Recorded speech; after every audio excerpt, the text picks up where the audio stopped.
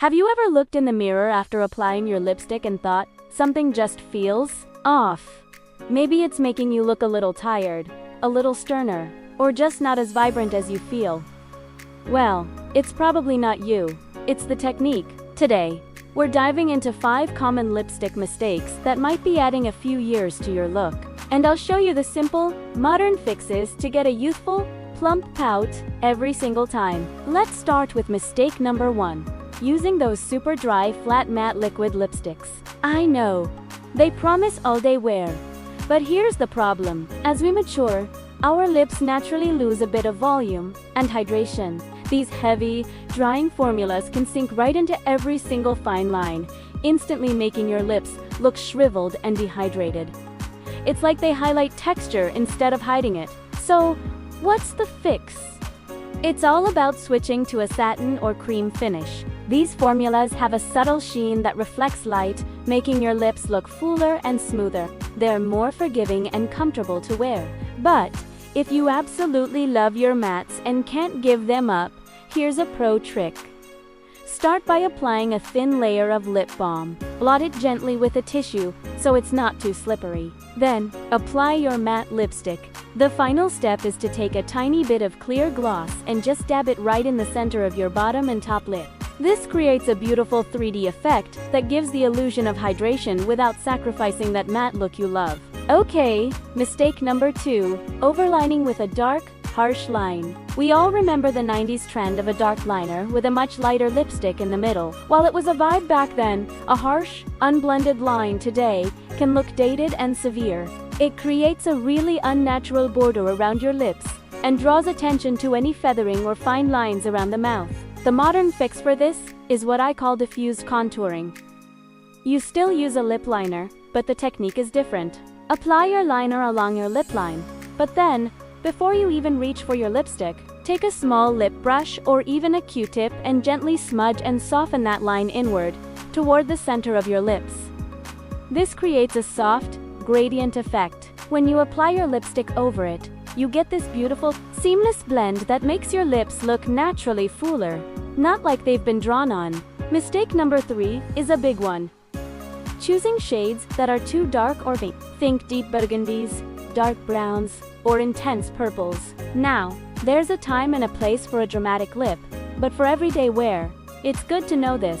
Dark colors make things look smaller. It's the same principle as wearing black to look slimmer. Since our lips can thin slightly over time, a very dark shade can visually shrink your mouth, making your whole face look a bit harsh or dragged down. The fix is simple.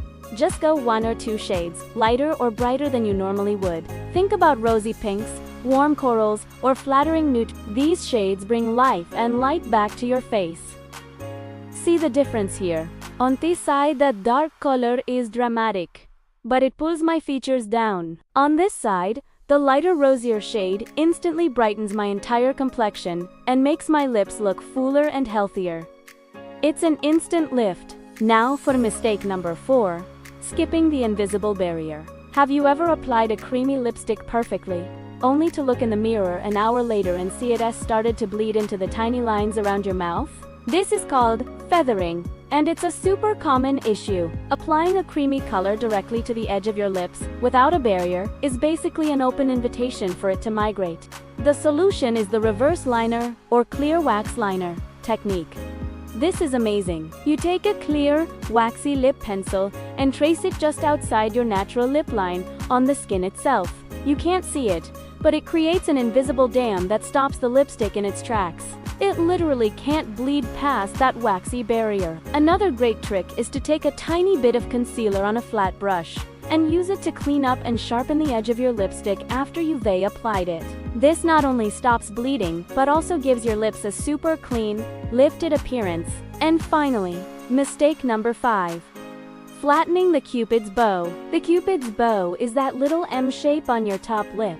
In recent years, the trend was to round it over completely for that Instagram lip look. On mature skin, this can often look messy and undefined. more like a smear than a defined pout. On the other hand, making the points too sharp can look a bit witchy and unnatural. The best approach is to respect your natural anatomy with a soft M shape. I'll tell you how. Before you even start with liner, take a tiny dab of highlighter on your pinky finger and just press it right onto the peaks of your Cupid S bow. This will make it pop. Then, when you apply your lip liner, follow your natural shape, but just slightly round off the very tips of the peaks.